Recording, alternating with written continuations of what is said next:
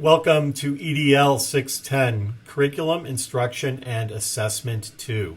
I am so happy to have the opportunity to spend some time with you to outline some brief, overarching themes for Creighton University's Curriculum, Instruction, and Assessment 2 course. Specifically, this module, the first of 7, will reveal some basic principles regarding Fisher and Fry's instructional framework, Gradual Release of Responsibility. We cover this specific instructional framework in this course because it outlines clearly and systemically the 4 essential components of how students learn and of how effective teachers teach in the classroom.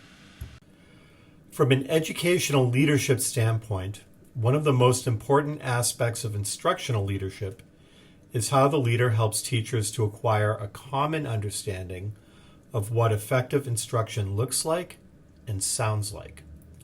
As we go through this module and the course, I will be inviting you to reflect on instruction that you have observed in your school about what it looks like and what it sounds like to know whether it is effective or not. When all educators have this common understanding, students become more fluent in the process of learning, which is to their benefit.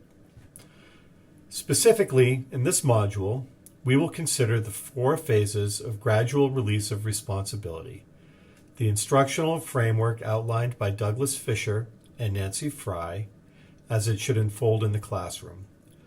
We will also explore some less effective, but unfortunately more common, scenarios that leaders sometimes see.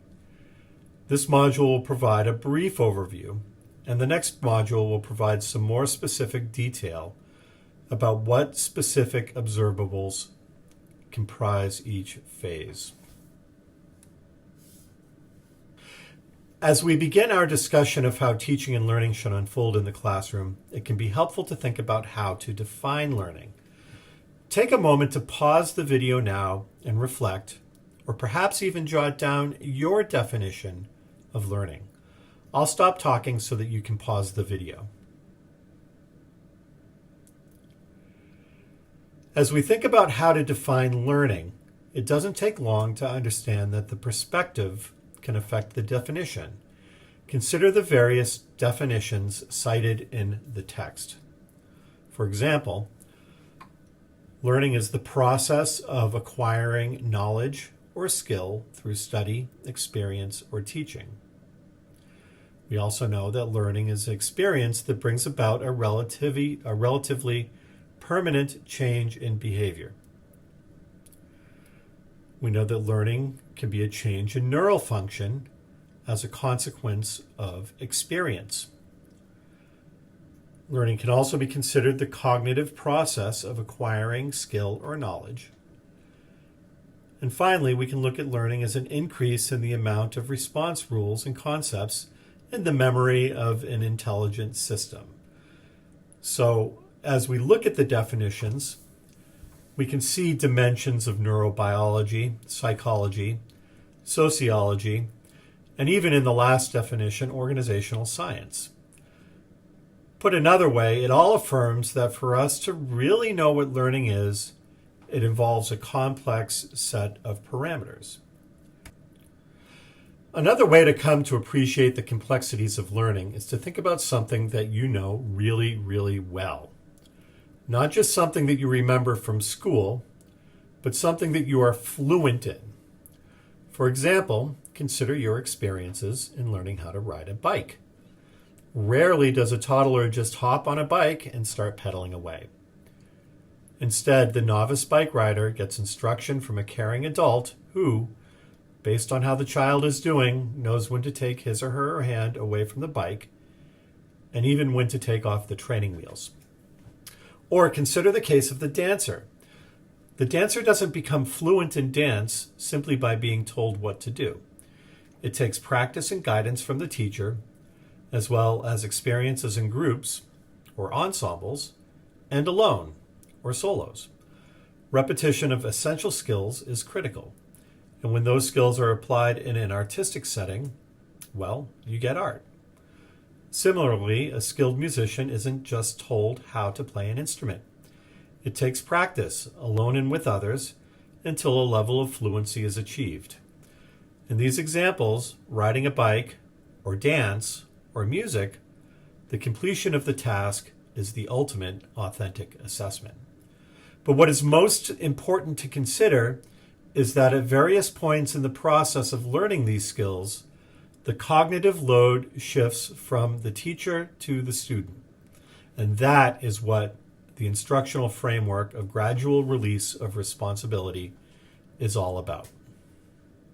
So, the instructional model of gradual release of responsibility is the coalescence of the domains of focused instruction, meaning that the teacher does it alone, to guided instruction, meaning that the teacher does it together with the students, or in other words, we do it, to collaborative learning, which is the idea that the students are engaging in some task together, to independent learning, which is the idea that the students are engaging in a task alone or independently. Ideally, generally speaking, an effective lesson, so one lesson, will incorporate all four dimensions of gradual release of responsibility in the classroom, keeping in mind that it doesn't need to happen all in order. The book will go into more detail, such as the example of the science lab, starting with collaborative learning because it might be an inquiry-based approach. So as you read through the book, consider how these phases of gradual release of responsibility are present or not in the classes that you see formally or informally in and around your school. In the next module, we'll discuss each of these phases in greater detail. As we consider what happens in our schools and their classrooms, it's entirely possible that we'll see some other, less effective examples of instructional design. So this is one example from the text. In this example, which can be seen quite often, we see the teacher presenting content with an attitude that the students are merely receptacles into which knowledge is deposited. Students then demonstrate whether or not they absorb the knowledge in independent tasks such as worksheets.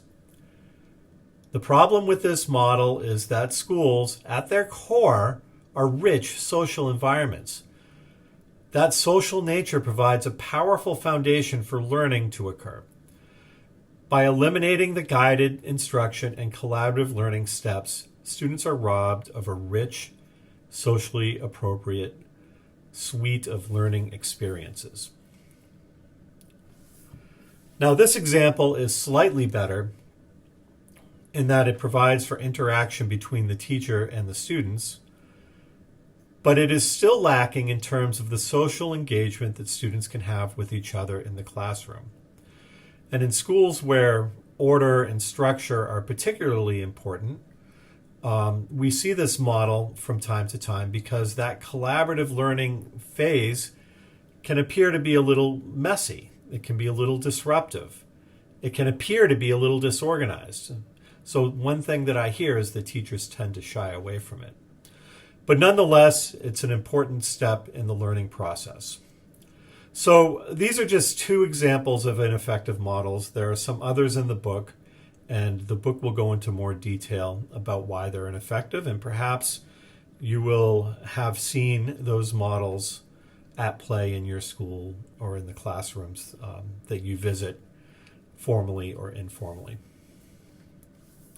So as I close out my comments for this module, I just want to reiterate 3 key points.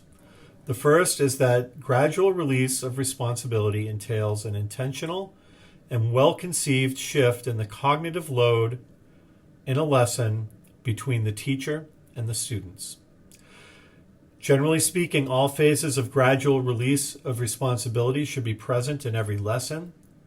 And by framing the learning process in this way, we honor various perspectives of how learning is defined in such a way that it provides for a clear, easily understandable process of learning that can be of use to all of the teachers in the school in support of the best interests of all of the students. So with that, I thank you for your time, and I look forward to encountering you over this module as we get underway. Thank you.